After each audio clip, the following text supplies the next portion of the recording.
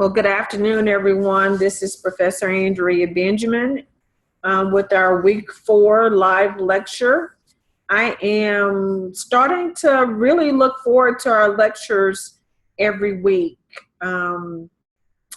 It just seems to be something that I like doing. I've been teaching at the college for some time, and I think I look back on it and it's been like 3 or 4 years, and I like the fact that they've added the live lectures to the courses. It really, I think, provides another level of value to the students. So I'm happy to do it. This week, with week 4, we have managing supply chains and marketing channels. And I'm just going to kind of tee up the discussion a little bit just to set your expectation. This information regarding supply chains, I'm going to cover aspects of the assignment, just like I did last week, to kind of tell you what I'm looking for in each one of those areas. But on certain aspects of this assignment, there's some research for you to do. Meaning that I'm not going to be able to just give you step by step the answers to how to perform some of the things, but I will give you guidance. And so based upon you reading the chapter and kind of having your own analysis, that's part of the learning process. So I just wanted to kind of set your expectation on that. And once I go over the material, you will have an opportunity today to ask questions, but let's kind of assess the situation once I get through with covering the concepts so that you can kind of see what I mean there. So week 4 deals with place, which is the channels of distribution.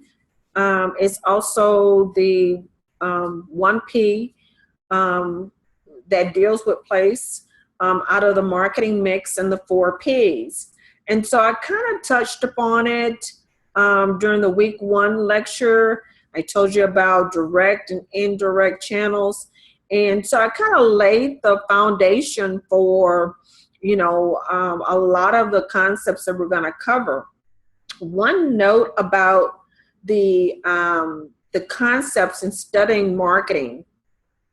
Marketing is a discipline that people are familiar with because we come in contact with marketing every day. But one of the things that's important is to label what that concept is. And so even though we may have familiarity with a certain aspect of marketing, it's important to match that level of knowledge with what the actual concept is. So I can tell when people read the materials and when they don't, because someone who's gone through the chapters will identify certain concepts in their assignments. So I want to encourage you to, even though marketing seems understandable and it's not a complex topic, I want to encourage each one of you all to read the chapter each week so that when you complete your assignment, you'll have the basis and the concepts to fall back on. And so this week, a couple of concepts, there aren't many, that we're going to cover this week involve supply chains and marketing channels. And those are really the 2 big concepts that the week 4 assignment focuses on. And so when we go into a Walmart or into a store, we see the actual product on the shelf.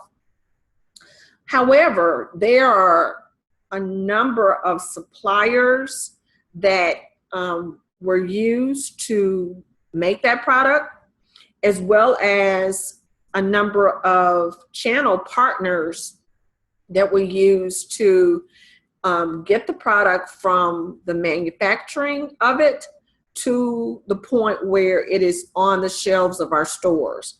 And so those are the two concepts that we're going to focus in on. And so with the marketing channels, they're saying that the example that they have in the book would be how shampoo gets to the consumer. And so you may have distribution of that shampoo. You can find it at the hair salon. You may be able to find it at your local Walmart, the convenience store. You can see the different lists of items, the drugstore, and so forth. And so those are the marketing channels in which you can find a brand name shampoo. Another example below, a list of possible marketing channels for a brand name handbag. And so you can find a handbag at perhaps an outlet store, a department store, even on the website. So you can see some of the different channel partners that are available to each one of those products. And so I'm not going to focus in on the product life cycle because we covered it last week. You saw the different phases that we had of introduction, growth, maturity, and decline. It's not one of the aspects of our week 4 assignment. But in looking at place in more detail, I just want to kind of reiterate, for those of you all who may not have heard the week 1 lecture, a direct channel of distribution would be when you're getting Frappuccino directly from a Starbucks, because you're purchasing that product directly from Starbucks. However, that Frappuccino in that glass bottle may be on the aisle in one of those chilled cases at your local Walmart. So you're actually going indirectly to Walmart to buy that Frappuccino. So that's one product, the Frappuccino, and how it's distributed in both a direct and an indirect manner. A new concept for us this week would be intensive distribution, exclusive, and selective. And so now that you've gotten your product for your course project, you need to decide how you're going to get it to your consumers and to your target market. And so one of the ways that you can do that is with intensive distribution. And so they state here that intensive distribution is commonly used to distribute low price or impulse post products, such as bubble gum or chips. And that's the description there is intensive distribution is that you're putting your product everywhere. It doesn't matter. Convenience stores, grocery stores, movie theaters, you name it, it's intensive because you're trying to get your product in as many places as possible. And they're letting you know what types of products work best. Low price or impulse purchase products work best for intensive distribution. Exclusive distribution is limiting distribution to a single outlet. The product is usually priced high and requires the intermediary to have and communicate considerable detail during the sales process. So an example of an exclusive distribution would be the fact that if you're going to purchase a new Rolex watch, you have to find an authorized Rolex jeweler. You know, we have Lee Michaels jewelers here in my area. And so they are authorized to sell Rolex watches. I can't go anywhere to any jeweler or any store and purchase a new Rolex watch. I have to go to the authorized jeweler. And so that is exclusive. And so that's an example of exclusive distribution. Now, selective distribution exists when a small number of retail outlets are chosen to distribute the product. Selective distribution is common with products such as computers, televisions, and household appliances where consumers are willing to shop around. And so the one product that I use for this example is like a limited edition Barbie. They may sell it just at Toys R Us and one other toy store, but they're not going to have it just exclusively at one place, and it's not going to be intensive where it's everywhere. But you may have to just look around for one or two places that it's going to be located. So that's selective distribution. Any questions about that? New concepts. So kind of transitioning to channel partners. And so this is straight up out of our lesson content for this week. And so here they're saying, you know, when you're choosing your channel partner, you're going to determine, is the channel partner familiar with your target markets, and how and where does your target market prefer to buy? So these are some of the considerations that you can include within your paper as to how you determine which channel partners you decided to use.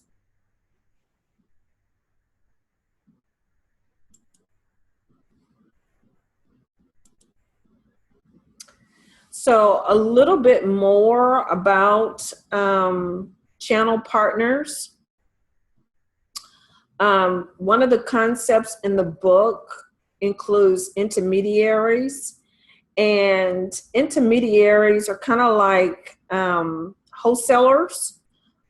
Here they give a definition. It provides a solution to retailers who need goods available in the right quantity at the right time, the right place to serve their customer.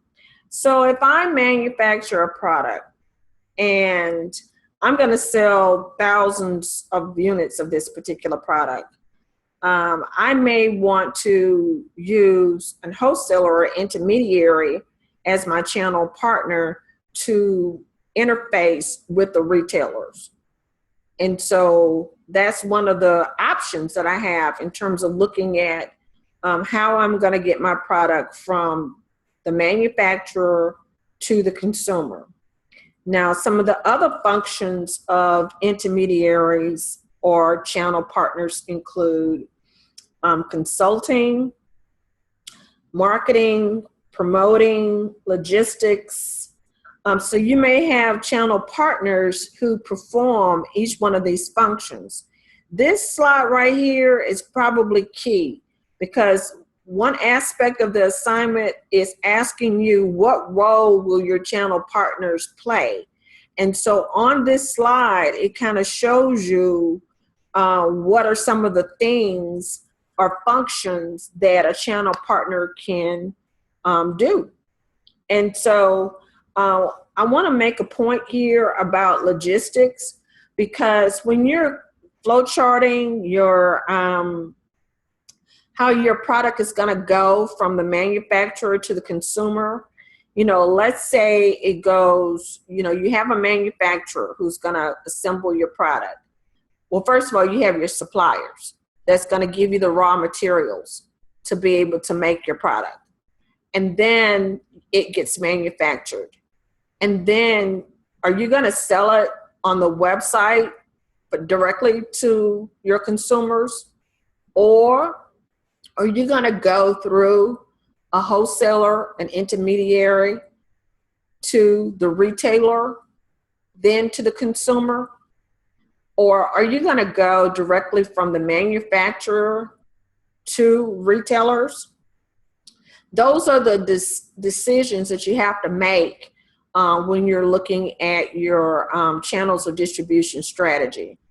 One aspect of, let's take one example of when you go from the manufacturer to a wholesaler to a retailer.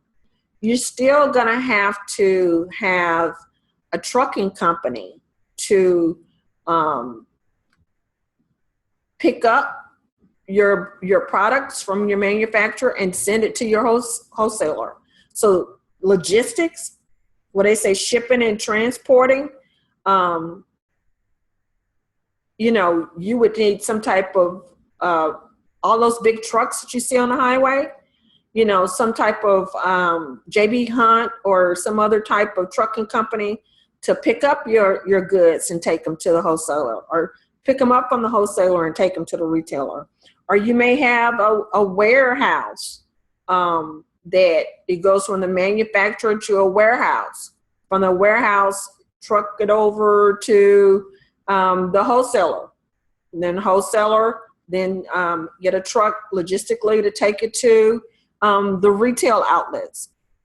And so those are the types of decisions that you have to make in your channel strategy.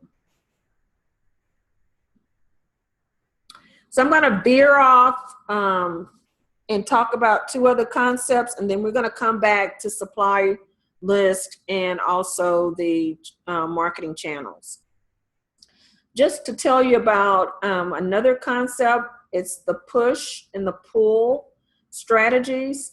What that means is that if you want to, like, let me first talk about the pull strategy. In Houston, they have Fiesta stores, which cater to the Hispanic market. And so when people who live in Mexico come to Houston to visit their relatives, they like to have certain products that they normally get in Mexico. And so the mango drinks, mango juice, they have it in a canned variety. And so when people from Mexico come to Houston, they want to drink, you know, one of their favorite drinks is the mango drink. And so when they go to the Fiesta stores and they ask the manager there, say, hey, when I come to shop here, I want you to have the mango drinks in stock here. So in that case, the consumer is actually pulling that product onto the shelf of the Fiesta stores because they requested it. And so that's the pull strategy. The push strategy is if I'm 3M and I make the Post-it sticky notes, and right now I have neon colors, but my original Post-its are yellow. And so I have an abundance of the original kind because they just haven't been selling all that great. So I want to make sure that I can get, I want to push out quantities of those original Post-its to the retailers like Office Depot, because I have an abundance supply of it at my manufacturing plant. So I need to get rid of them. So I'm going to offer a 5% discount to Office Depot on those Post-it notes so that I can push them from my manufacturing to the consumer, to the retailer. And so that's when you go into Office Depot, one of the office supply places, and you see those barrels and you see those sale items. That's because perhaps the company has pushed those products to the retailer because they're trying to push them, you know, to move them. They're trying to move that merchandise. And so that's the push versus pull strategies. And in a push strategy, manufacturers offer incentives that encourage intermediaries to carry the products. So they may offer a discount for them to be able to carry the product.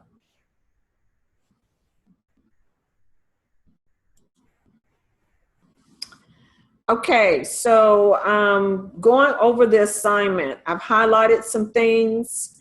It's 5 to 6 pages. in 1 to 2 pages, create a list of 3 potential suppliers for your product and describe what they would do for your company. Preferably using real life suppliers, but if you don't have any, you can use fictitious names. So as you manufacture your product, what does it take to manufacture your product? So whatever you need to do that, and I have an example here.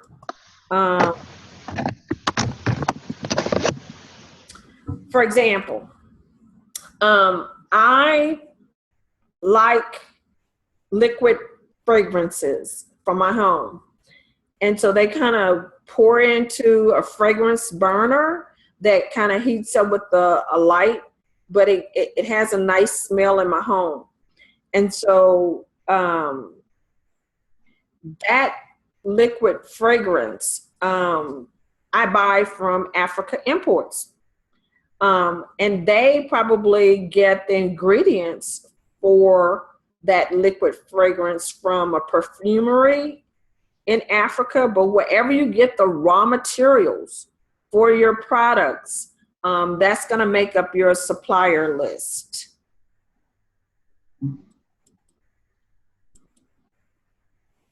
So in 1 to 2 pages, create a list of at least 3 potential suppliers and describe what they would do for your company.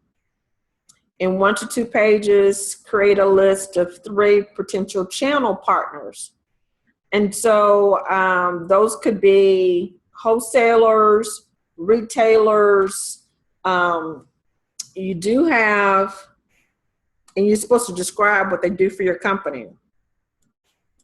You do have the example on this page of different channel partners and what functions that they could do for you. So as I mentioned it in the beginning of the webinar, you have to kind of make those decisions. I'm guiding you as to where the information is, but you got to decide how you want to use it.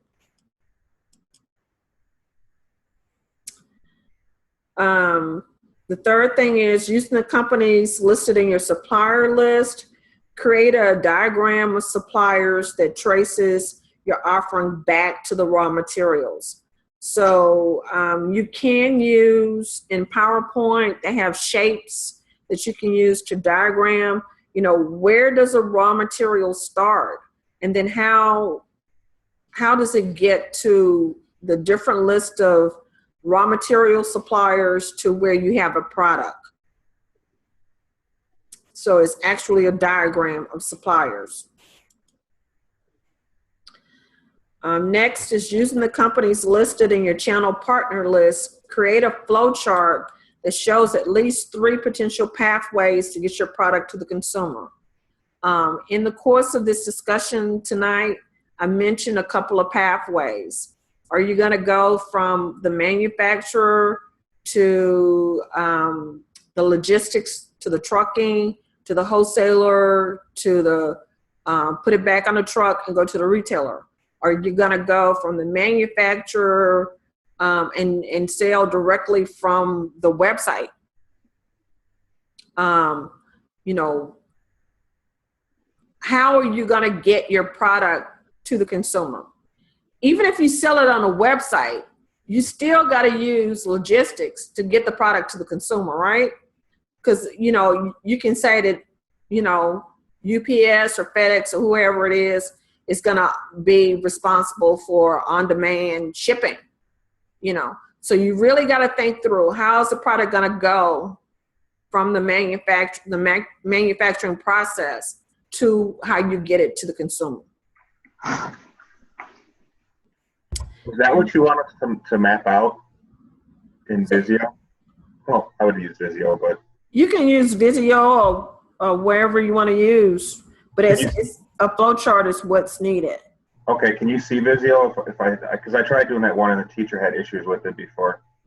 If you save it as a PDF, yep, and then upload it, I can look at it. Okay, perfect. Mm-hmm. And then lastly, 1/2 page write-up that discusses the value that each supplier and channel partner contributes to the development and distribution of your offering. So once again, use the concepts. You don't want to use fluff, even though marketing is a very relatable topic. You want to actually, get some of the terminology that's from the chapters and use it in your paper. That would be a good thing. And so, let's see, I have another example.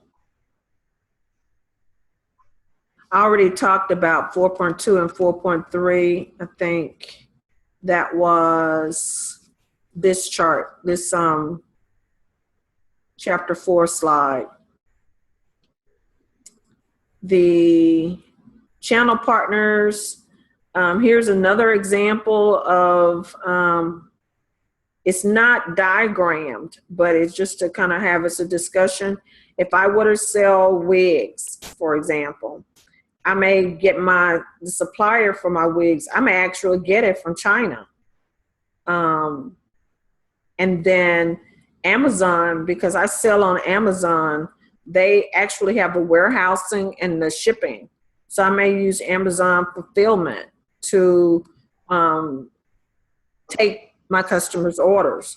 And then of course I would need the logistics to get it to my customer. So those are a couple of examples. It's something to think about. So the question for week 4 is, which strategy offers incentives to intermediaries?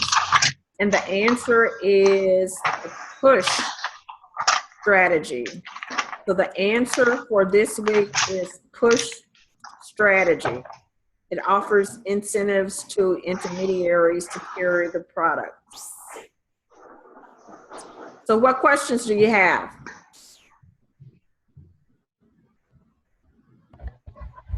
I think it's pretty straightforward. Okay. That was Jason? Yeah. What about you, Alejandro?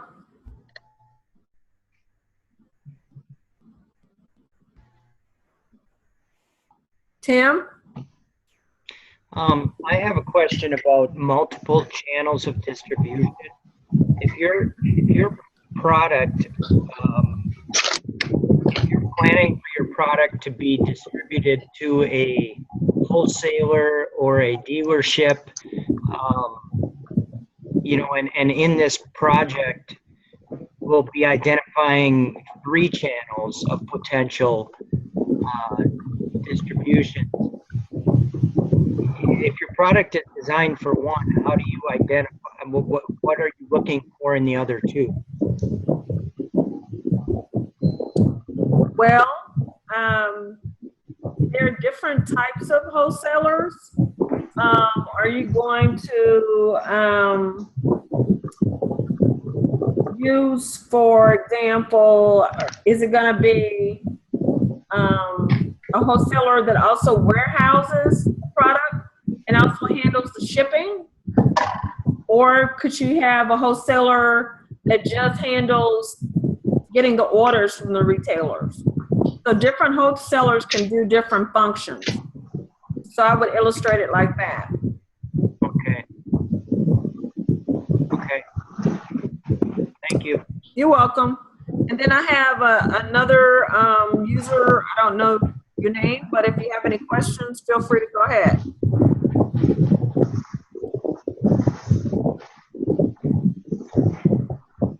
Well, we don't have any other questions. Go ahead.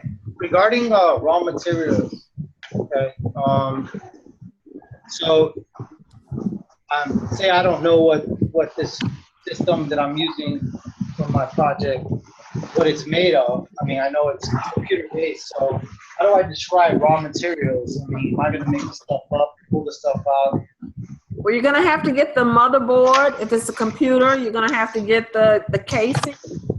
You're going to have to get components. You can source your components from different companies. Okay.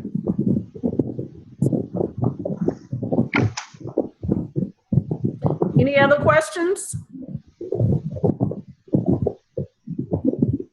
Thank you, guys. I'll see you next week. Thank you. All right, you're welcome. Thank Bye-bye. you.